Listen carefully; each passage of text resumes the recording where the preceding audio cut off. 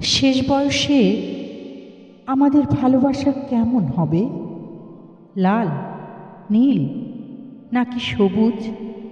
সজীব নাকি নির্জীব, নাকি পানসে একঘেয়ে? শেষ বয়সেও তুমি কি আগের মতোই অভিমানে রাগে আকাশের দিকে তাকিয়ে থাকবে, নাকি আরও বেশি অভিমানে আরও বেশি কাছে আসার বায়না ধরবে? নারী আর অভিমান যেন নাক আর নাকফুল, সমান্তরাল। অভিমান ছাড়া অপূর্ণ যে কোনো নারী। তোমার অভিমান আমার ভালোবাসার মূল মন্ত্র। অভিমান না থাকলে ভালোবাসায় আনন্দ নেই, সুখ নেই, অর্জন নেই, অহংকার নেই।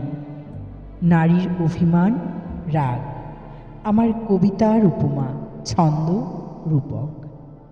কবি জীবনানন্দ দাশ যেমন মুগ্ধতায় কবিতা লিখেছিলেন, বনলতা সেনের মায়াময় অভিমানে নিঃসঙ্গতা, অপূর্ণতা, শূন্যতায় দুদণ্ড শান্তির আশায়। সৌদামিনী, আমি তোমার অভিমান ভালোবাসি, ভালোবাসি তোমার রাগ, আমার দূরে থাকার বিরহে তোমার চোখের জল। আমি তোমার অভিমান ভালোবাসি, তুমি অভিমান না করলে আমার কবিতা আসে না।